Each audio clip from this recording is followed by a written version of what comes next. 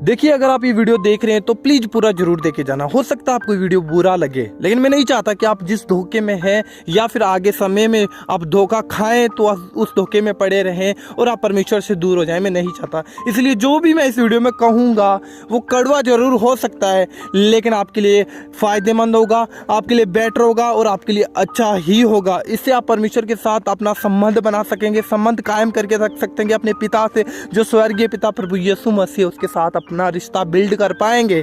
लेकिन अगर आप इस धोखे में रहे तो फिर मैं कुछ नहीं कर सकता, क्योंकि मैं आपको बता सकता हूँ, मैं आपको चला नहीं सकता, कोई भी आपको नहीं चला सकता, वो आपको बता सकता है। देन मैं भी आपको कोशिश कर रहा हूँ कि अगर आप इस धोखे में हैं तो आप प्लीज़ बाहर निकलिए, या फिर इन फ्यूचर अगर आप सोच रहे हैं ऐसे धोखे में पड़ने की तो प्लीज़ आप शैतान की चाल से चौकन्ने रहें, चौकस रहें, कहीं ऐसा ना हो कि वो आपको गिराए और फिर आप उठने भी ना पाओ।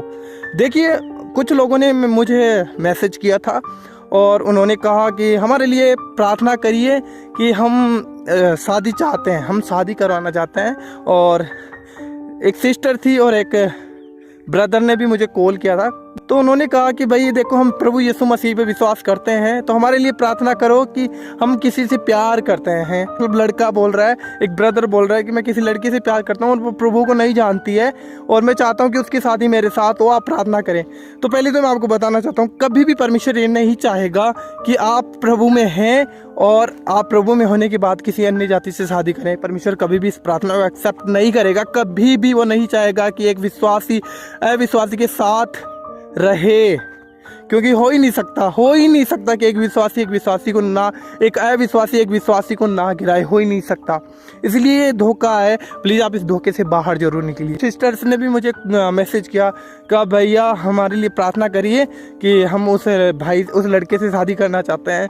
देन मैंने सेम बात उनको भी कही। तो मैं आपको क्लियरली कहना चाहता हूँ, बाइबल आपको ये आज्ञा नहीं देती कि आप शादी से पहले आप एक तो देखिए गलत रिलेशन में रह रहे हैं, ये बाइबल इस बात की इजाज़त नहीं देती। अगर आप फिर भी प्रभु में आने के बाद में गलत रिलेशन में, गलत रिश्तों में हैं और आप ये सोच रहे हैं कि अन्य जाति में शादी कर लेंगे और कोई बात नहीं, वो विश्वास में आ जाएगा, कि आप धोखा खाएंगे। एक समय होगा कि आप अगर शादी कर भी लेते हैं तो आप परमेश्वर से दूर हो जाएंगे, क्योंकि आप सामने वाले इंसान को बदल ही नहीं पाएंगे और आप धोखे में रह जाएंगे। और एक समय ऐसा होगा कि आप खुद भी खुदा से दूर हो जाएंगे।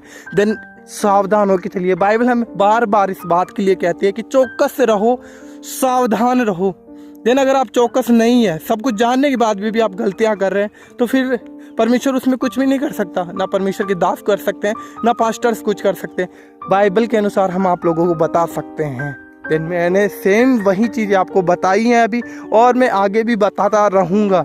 देन प्लीज़ अब धोखा मत खाइए। अगर आप किसी ऐसे बात में फंसे हुए हैं, उलझे हुए हैं, आप कंफ्यूजन है, तो प्लीज़ दूर हो जाइए। आप परमेश्वर के निकट आइए, क्योंकि जिस चीज़ के लिए आप सोच रहे हैं कि मेरे लिए बेस्ट है, परमेश्वर आपको बेस्ट देना चाहता है। जब आप अपना बेस्ट परमेश्वर के लिए सोच छोड़ते हैं तो परमेश्वर अपना खुद का बेस्ट आपको देता है। जो परमेश्वर का बेस्ट है आप उसकी तो कल्पना भी नहीं कर सकते।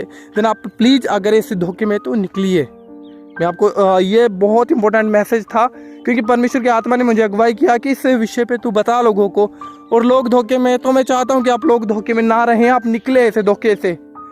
क्योंकि बहुत से आज मसीह में होने के बाद भी लोग धोखे में खाए जा रहे हैं, और परमेश्वर एक समय परमेश्वर से दूर हो जाते हैं। तो प्लीज़ आप ऐसे धोखे में ना रहिए। अगर हैं तो प्लीज़ आज ही दूरी बनाइए। और अगर आप इन फ्यूचर सोच रहे हैं कि अन्य जाति में शादी भी कर लेंगे, बाइबल हमें क्लियरली इस बात के लिए कहती है कि एक विश्वासी का अविश्वासी के साथ कोई भी नाता नहीं है। हम उनके साथ मेल मिलाप रख सकते हैं, लेकिन हमारी संगति सिर्फ पवित्र लोगों के साथ होनी चाहिए, परमेश्वर के लोगों के साथ होनी चाहिए, विश्वासियों के साथ होनी चाहिए। और हमारी संगति परमेश्वर ने विश्वासियों के साथ रखी है, तो हमारी शादी के लिए क्या परमेश्वर कहेगा कि अन्य जातियों में जाकर शादी कर?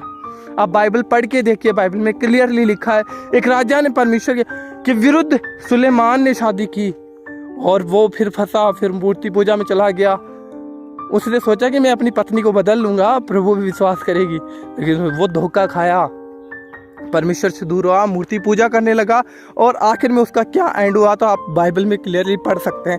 लेकिन मैं आपको यही कहना चाहता हूँ, देखिए आप मेरे बहन भाई हैं, हो सकता है आप मुझसे बड़े हो सकता है आप मुझसे छोटे हो, लेकिन मैं आपको इज्जत से यही कहना चाहता हूँ कि अगर आप इसी बात में हैं तो प्लीज़ आप निकलिए। कहीं ऐसा ना हो कि आप धोखा खाएं और फिर वहीं पे पड़े रहें, एक समय खुदा से भी आप दूर हो जाएं। मैं नहीं चाहता हूँ। तो प्लीज़ मेरा विश्वास है कि आपको ये मैसेज ज़रूर समझ में आया होगा, तो ज़रूर समझ में आया होगा।